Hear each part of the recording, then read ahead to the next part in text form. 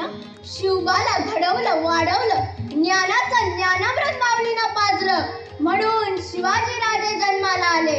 अवघ्या वयाच्या 16व्या वर्षी राजानं तोरण्याला तोरण बांधलं, मर्द मावळा जमा केला.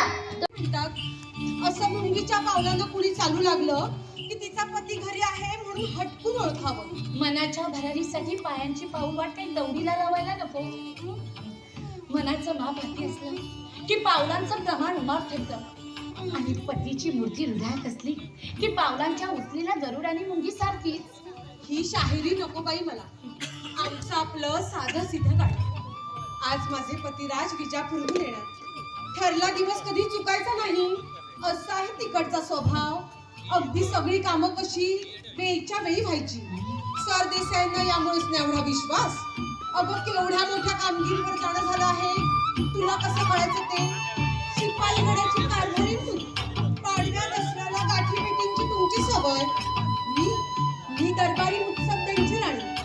आमच्या ताटा तुटीचा प्रसंगच जणू पाडव्या दसऱ्याला. म्हणूनच मनाला अशी आडी पडली. आणि जरा कुठं दृष्टीआड होणं झालं की पुन्हा केव्हा भेट होईल म्हणून मन कसं अगदी हुंके देऊ लागतं. ताटा तुटीनंतर जेव्हा पुन्हा भेटीची वेळ येते ना, तेव्हा काय वाटतं हे कळायला घरच्या घरदाराची पाईल व्हावं लागतं. मुत्सद्दी, कसले मिली मुत्सद्दी.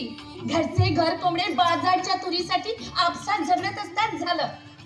शिपायचा बाणाच नाही, त्याची गोडी तुला कळायची नाही.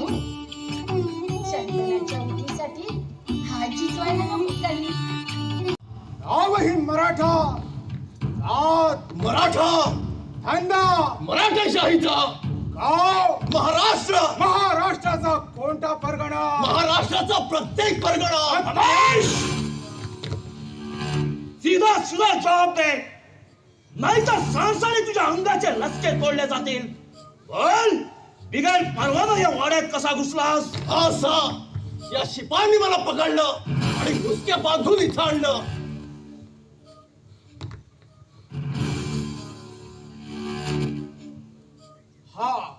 हा लखोटा कुणाचा?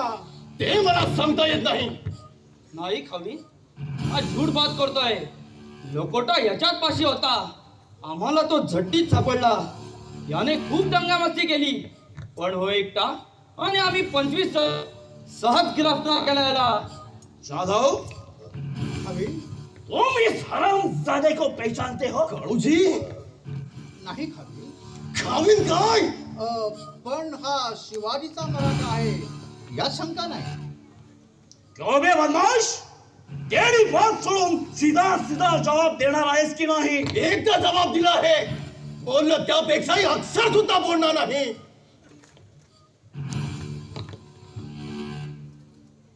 काळोजी, हा लखोटा कुणाचा आहे?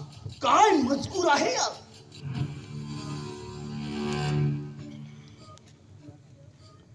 अधिक झालंय. आता कुठल्या तोंडानं बाजी प्रभूंकडे जाऊ? कोणत्या डोळ्यानं त्यांच्याकडे पाहू? कोणत्या वाचेनं त्यांना जाब देऊ? आणि जाब तरी काय देऊ? या बेरडाला आतापर्यंत ऐकून घेतला त्या बेहुडा म्हणून आता 14व्या बोलशील ना तर तलवारीच्या फडक्यानं एकाचे 2 दिवस होतील. तसं केलं तर माझ्यावर उपकारच होतील तुझे. साणसाच्या शिळेवर माझा जीव केला असता, पण माझं मन मला ग्वाही देत आहे की तूच मला सोडून द्यायला लावलंस, होय ना? अरे आता बोल, असं का दचकतोयस? बापानं चिमटा घेतला की काय तुझ्या काळजाला? अरे असेल हिंमत तर उपवास तुझी समशेर आणि उडा माझी गर्दन आणि कर मला या पापातून भोकळा एकाचा. त्यांनी जीवाला असा त्रास करून घेऊ नये. घरी चालायचं आता. काय झालं ते ऐकायला माझा तुकडा जीव कसा तळमळतो आहे. कसलं घर आणि कसलं जिणं. स्वराज्याच्या सेवेत ज्याचं पाऊल आडवं पडलं त्याला घरची पाहणी तरी कशी पाऊल ओढली? माझं ऐकायचं आता. काय बोलायचं ते माझ्या पाशी, काय रागवायचं ते माझ्यावर, काय शिक्षा करायची असेल तर ती या सक्तीच्या सेवेकडे ना. चला म्हणते ना. ठीक आहे काळोजी, घडली वार्ता आधी बाजी प्रभूच्या कानावर घालतो. मलाच तुझा समाचार घेतो. जय गहू, वांग, बेरड, रामाची.